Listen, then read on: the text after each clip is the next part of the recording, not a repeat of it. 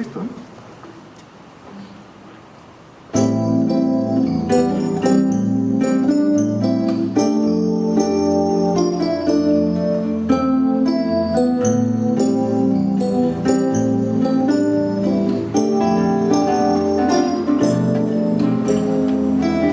Bésame, bésame mucho, como si fuera esta noche la última vez. Bésame, bésame mucho, que tengo miedo a perderte.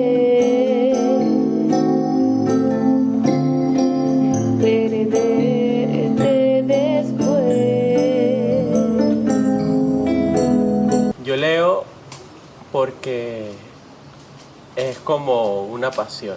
Es como no, quiero decir, es una pasión que al principio yo no la había descubierto, pero con el transcurso de los años e incluso de mi vida, tengo ciertas personas o agradezco a ciertas personas que de manera indirecta influyeron en mí para que yo empezara a leer.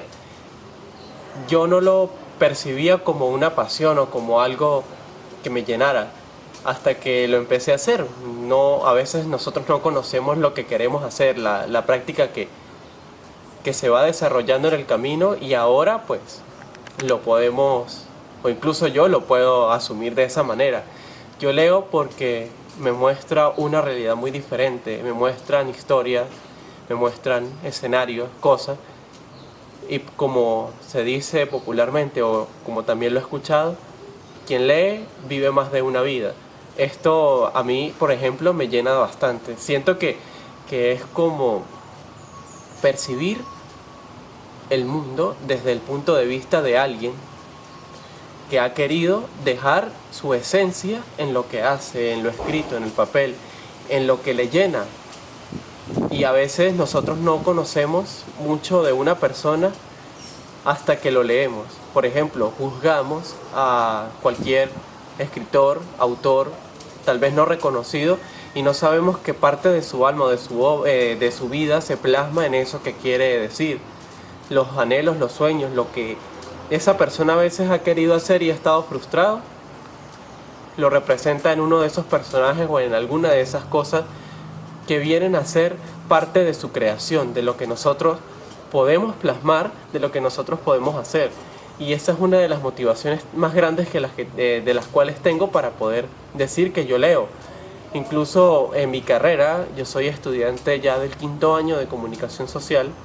Leer es algo obligatorio, es algo que se debe hacer no periódicamente, sino todos los días. Todos los días algo, un poco de lectura, un poco de periódico, de periodismo.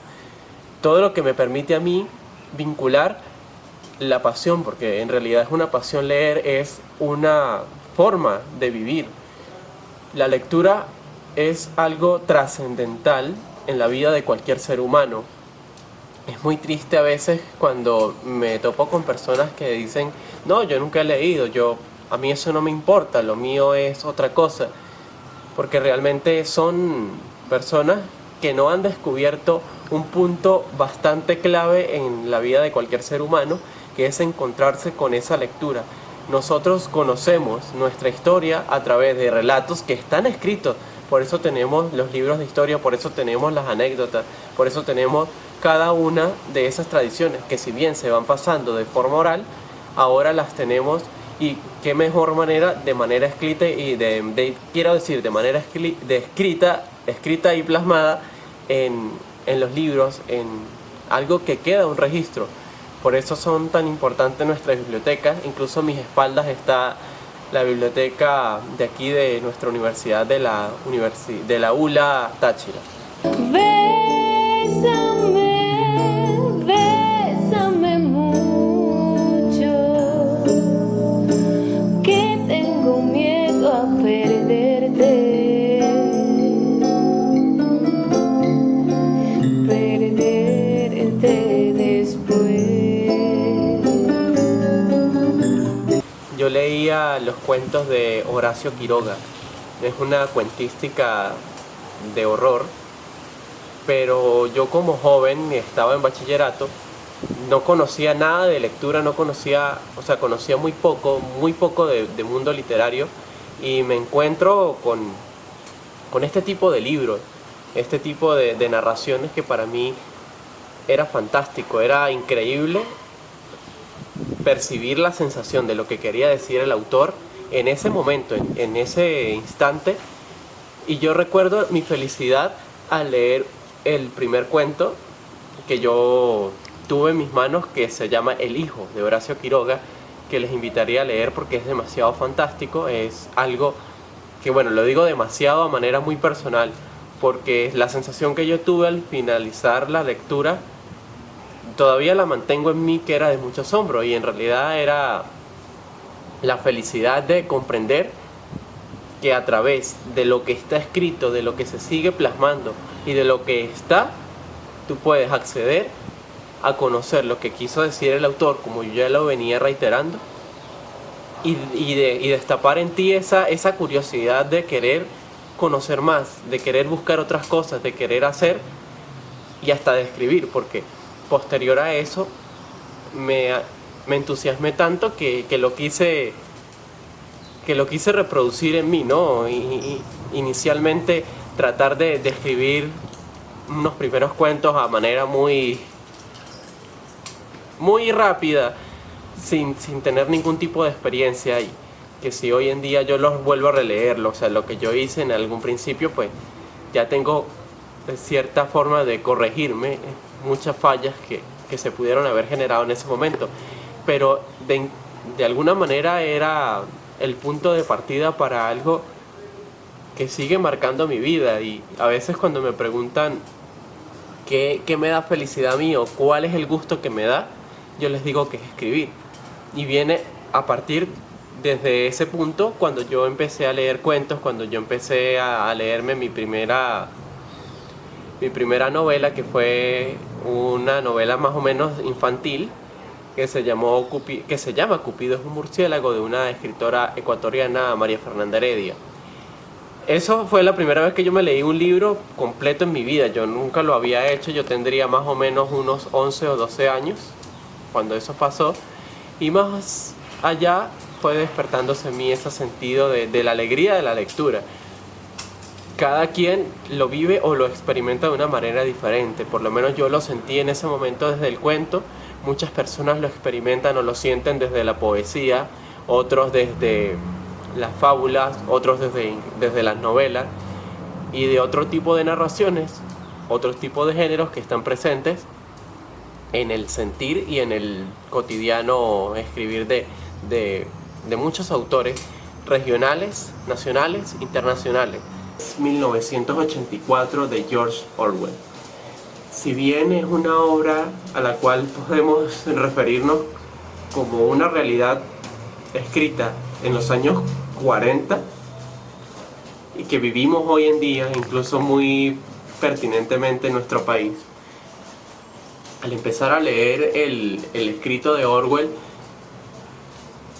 era una sensación ambigua y era triste a la vez, porque hacía mucha referencia y lo asumía yo como lo que se vive en Venezuela. Eso me dejó varios sinsabores. Más allá de todo, el final del libro es cuando yo de verdad experimenté una tristeza en la lectura, con las últimas 4 palabras. Esas últimas 4 palabras definieron todo el contenido del libro, porque hasta donde yo creía que podía haber una pequeña salida, no lo hay, y nos demuestra que no todos los escritos o no todo lo que uno hace puede contener un final feliz o el final que uno como lector se plantea.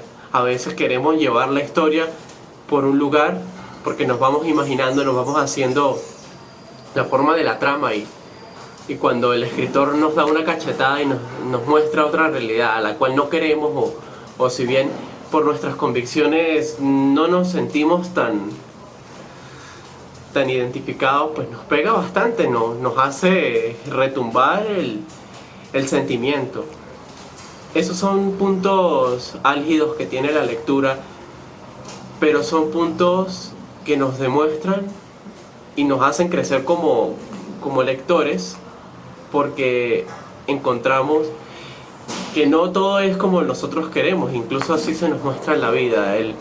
La novela de 1984 de George Orwell representa para mí uno de mis libros favoritos, incluso que fue el que más me dejó tristeza cuando la terminé de leer. Lo reitero y lo sigo diciendo, porque es como ver un círculo, no ver un círculo, es ver una espiral de todo lo que te hace daño y se va a repetir y no hay una forma de salir. La siguiente tristeza la experimenté en un libro más local, escrito para finales del siglo XIX, que es este que tengo aquí, que es Ídolos Rotos, de Manuel Díaz Rodríguez. Yo por el nombre siempre lo había escuchado, pero hasta que me lo regalaron tuve la oportunidad de empezarlo a leer. Si bien no lo leí corrido, sino en intermedios, en pausa, la sensación mientras lo leía, incluso al transcurrir todo el libro, era siempre como de tristeza. Me sentía abrumado por todo lo que le pasa al protagonista, que es Alberto Soria, porque su vida prácticamente era miserable. Una persona a quien la obligan a estudiar algo que no quiere y le frustran su vida como artista. Pero más allá de eso es ¿por qué él no puede ser artista en Venezuela?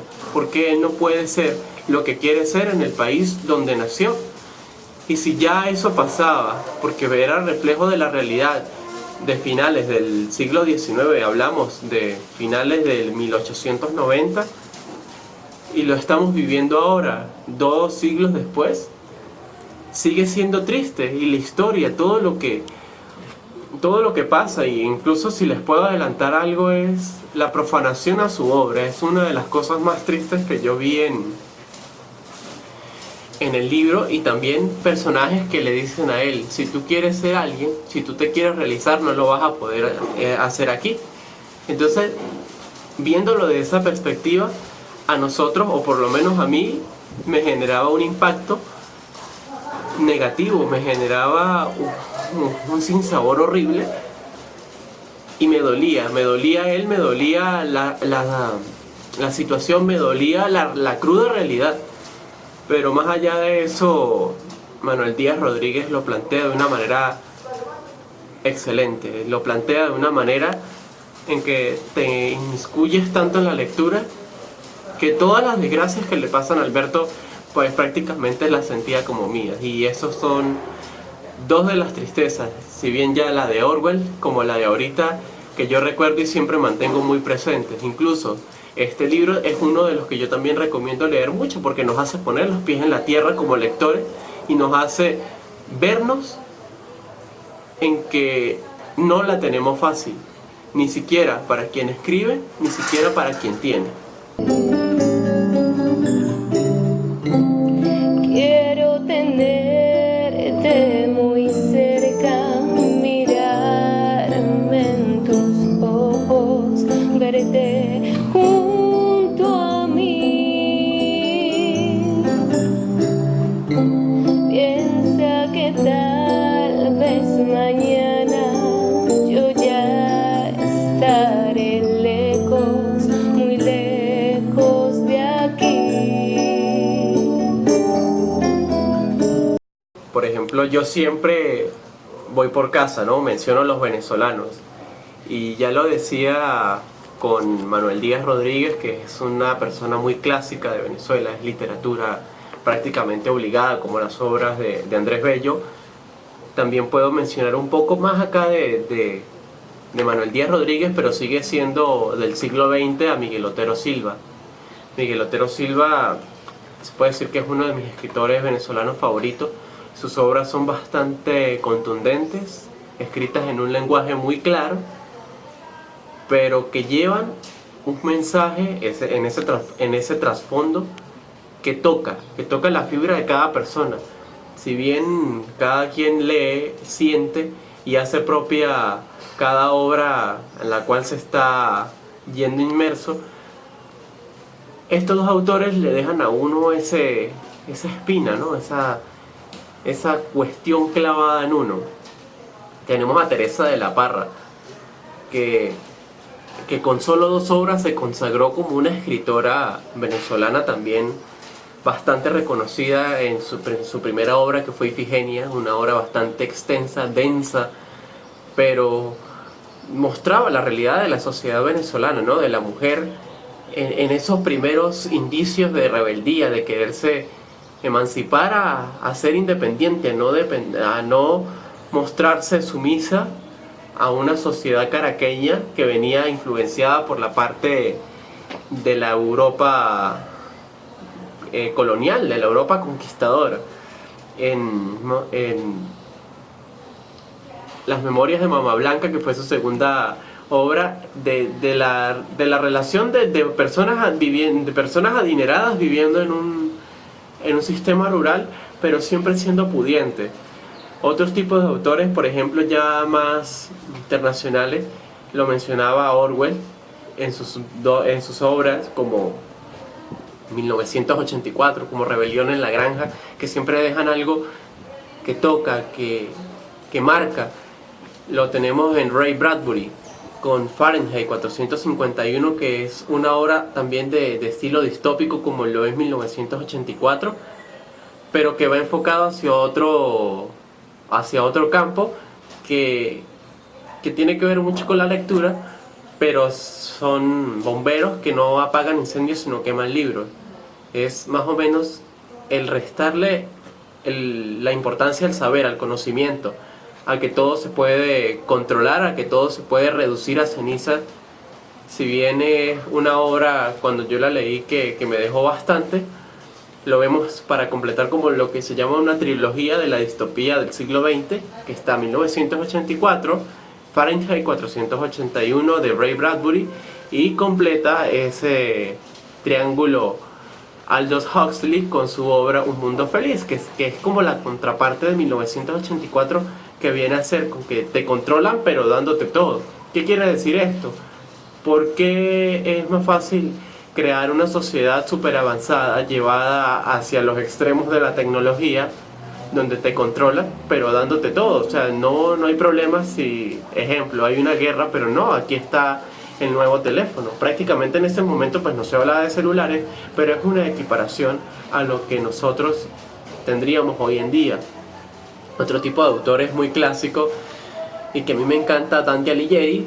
Cuando yo leí La Divina Comedia, que es supremamente clásica, me dejó bastante enseñanza, ¿no? Porque tienes la parte de la literatura, mezcla un poco lo religioso, mezcla la cuestión, la trascendencia que tiene el credo popular, la creencia popular de entre cielo y infierno, y uno lo va viendo desglosado en cada uno de los cantos que tiene esta obra, y lo va llevando a uno prácticamente como lleva Virgilio a Dante por cada uno de los círculos, ¿no? Desde el infierno hasta llegar al paraíso, a todo lo que conlleva esto. Entonces son aventuras que uno va viendo y que va sintiendo al transcurrir las obras, y por cada uno de estos autores. Si bien hay autores muy desligados de incluirse ellos mismos en su propia obra, otros lo hacen como lo hace Dante Alighieri. Tal vez se me escapan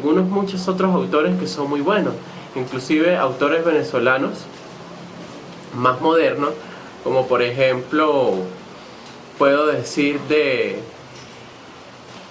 José Negrón Valero, en una obra que me causó mucha gracia, que se llama Un Love para Cleopatra, que lo recordé ahorita. Era una tarea para leerlo, y tiene mucha cómica venezolana, tiene mucho sentido de nuestra esencia, ¿no? De parodia de lo que hacemos nosotros como venezolanos, que es burlarnos de todo. Más o menos va enfocado hacia ese lado. Yo recuerdo algunos pocos porque a veces se me escapan, pero si bien son muchos autores, incluso de sus obras, no recuerdo cuál es el autor, pero sí recuerdo esa obra. Es un cuento, se llama Boquerón, y es bastante triste. Ya mencionaba yo las tristezas, porque prácticamente narra la historia de alguien que se inmiscuye, busca sobre la mendicidad en Caracas, de por qué mueren los mendigos siempre en un mismo lugar, y esa persona prácticamente termina en lo mismo, ¿no?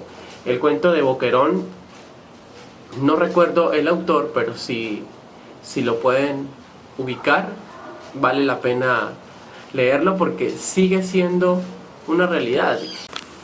Anécdotas para leer son muchas realmente, pero a veces nosotros, o por lo menos yo, guardo mucho en mi sentir cosas que de repente me han marcado bastante, como por ejemplo en una de las lecturas de Ídolos Rotos, que lo tengo aquí, y en realidad quiero mucho este libro. Cuando iba avanzando en la lectura y ver la disyuntiva que había entre los personajes, entre el personaje principal, que es Alberto, con una de sus amantes, y de cuestionarse si realmente estaba bien o no hacer lo que querían hacer, una frase de esa persona, de esa mujer, me marcó mucho, porque le dice a Alberto: toda caricia que deja de darse es un pecado. Yo lo leí y de una vez sentí como que de verdad ella lo deseaba, y o sea, me causó demasiado impacto de una manera muy positiva realmente, y que tanto que la recuerdo siempre, porque es prácticamente el sentir humano, ¿no? De que nosotros queremos, de que nosotros podemos dar amor, de darnos incluso a la otra persona, de desearla, y romperle la convicción de que tenía él, porque supuestamente ella era una mujer casada, de decirle: a mí no me importa, yo quiero estar contigo. Entonces guardo mucho esa interpretación que tengo sobre esa frase en este libro. Otra cuestión que a mí me marcó, una anécdota muy buena, es cuando yo buscaba un libro de uno de mis autores favoritos, que también se me escapó mencionarlo, pero lo recalco ahorita, que es Aquiles Nazoa. El libro se llama Humor y Amor. Yo pasé mucho tiempo, incluso años, buscándolo, y prácticamente pasa como cuando tú no quieres algo o no lo buscas, lo encuentras. Iba pasando de camino por una venta de libros usados y de reojo veo que dice humor, me acerco y tienen el libro exactamente el que yo necesitaba, como yo lo había visto, como yo lo había querido. Ahí le pregunto en ese momento al señor cuánto costaba, me dijo tal vez 20.000 bolívares, no recuerdo ahorita, con tantas reconversiones de billetes y monedas. Yo sé que era un precio muy bajo para lo que en realidad podía costar el libro, que ya era de segunda mano, era usado, pero para mí lo que importaba era tenerlo. Le dejé la mitad del dinero al señor, caminé otro trayecto muy largo a mi casa, busqué el resto del dinero, se lo traje, y era prácticamente como cuando a un niño le dan un regalo, un caramelo. Me sentía supremamente feliz por fin hallar lo que tanto busqué. Son como una de esas dos anécdotas que tengo bastante marcadas mi experiencia como lector. Inclusive hay otras en tanto conocí personas a través de los libros. Por ejemplo, cuando yo leía en una de las plazas, se me acercaban personas a preguntarme qué leía, tal vez entablaban conversación, y hoy en día pues mantengo amistad, incluso porque las personas se interesan por alguien que está leyendo algo. Tal vez no tengas el ánimo de acercarte a alguien y por medio de un libro pues consigas tener una muy bonita amistad como las que yo he conseguido y logré conseguir a través de la lectura. Bésame.